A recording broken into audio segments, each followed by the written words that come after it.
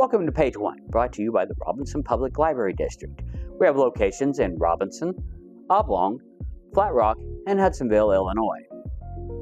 The purpose of this program is to take a look back in time at some of the stories that made front page headlines in the various Crawford County newspapers at different points in local history.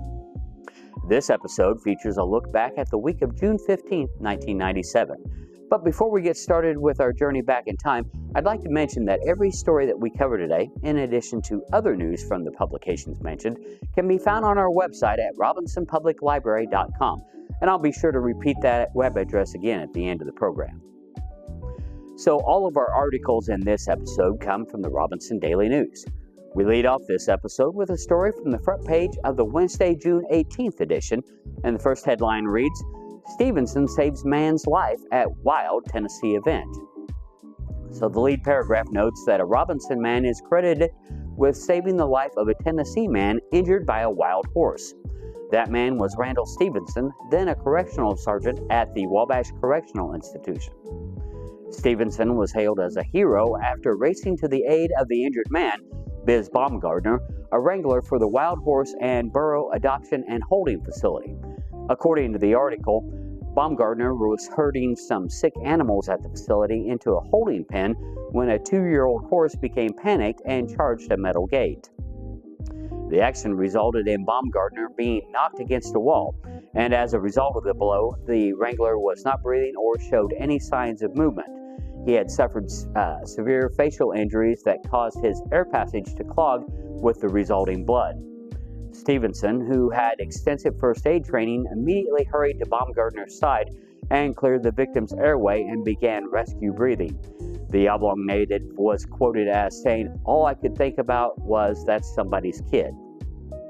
Following the mouth-to-mouth resuscitation and being airlifted to a Nashville hospital, Baumgartner experienced a full recovery.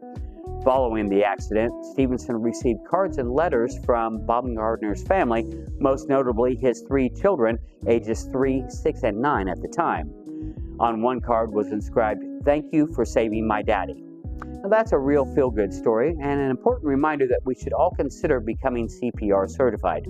You just never know when you might be called into action. So our next story comes from the front page of the Wednesday, June 18th edition of the Robinson Daily News.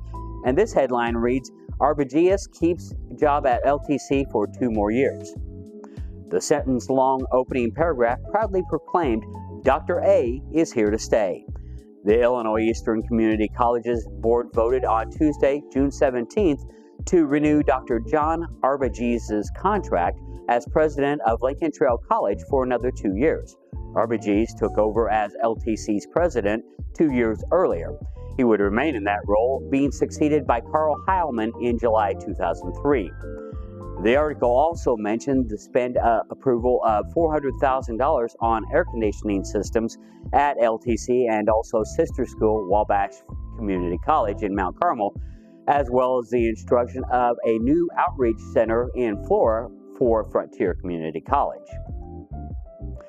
So our next story comes from page 1 of the Tuesday, June 17th, 1997 edition of the Robinson Daily News, and the headline reads, Unit 1 Board hears about athletes' playing time.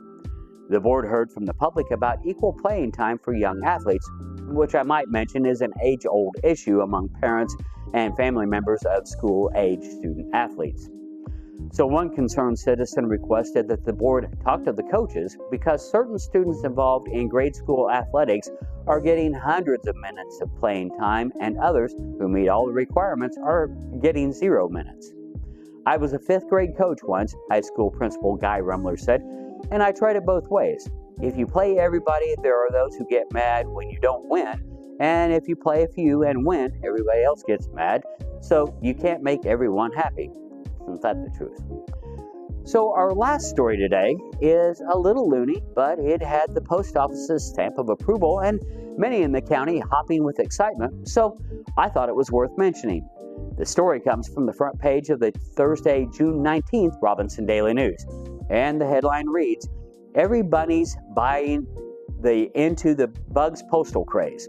The story details the new collecting craze that was burrowing in around the county at the time, and it didn't jump over Crawford County. Bugs Bunny stamps were selling out at post offices all over the country. The 32-cent stamp was released on May 23rd, and according to then Robinson postmaster Roger Martin, collectors appeared to be digging the stamps. They are selling well, but they are not coming through, Martin said. People aren't mailing them, they're saving them. The U.S. Postal Service originally ordered a print run of 265 million bug stamps, one bunny for every man, woman, and child in the United States at the time. But that was not enough, so 100 million more were ordered after shortages were reported in some areas. This is really the best idea they've ever come up with, Martin said. The only thing that might be bigger is if they re-released the Elvis stamp as a 32-cent stamp, since it was a 29-cent stamp before. My, how times have changed. Bugs Bunny, shown here in the post office display next to 11-year-old Nicole Grimm, was one of the original Warner Brothers Looney Tune cartoons created in the late 1930s and originally voiced by Mel Blanc. Bugs Bunny was also featured in a series of Forever stamps released in 2020 to celebrate 80 years since his first official animated appearance in the 1940 short film entitled A Wild Hare. Well, that's going to do it for this episode of Page 1. As Bugs Bunny's friend Porky Pig would say, "That's all, folks." I hope that you learned some things about Crawford County, Illinois history that you didn't know previously. And as I mentioned at the beginning of this episode, if you want to read more about any of these stories or any other items from these editions, or the nearly 500,000 pages available, go to our website at robinsonpubliclibrary.com. Once you're on our homepage, be sure to choose the genealogy tab. You'll then scroll about 3/4 of the way down the page where you'll see a photo with the caption Crawford County Newspaper Archives. You want to click on that photo to enter the archives. And if you're unfamiliar with the site's navigation, a detailed set of instructions is directly below the newspaper archives picture. The directions can either be downloaded or printed. And I'd like to also remind you that if you like this episode, make sure you click the like button and also hit the subscribe button. Thank you for watching, and we hope that you'll tune in for our next installment of Page 1.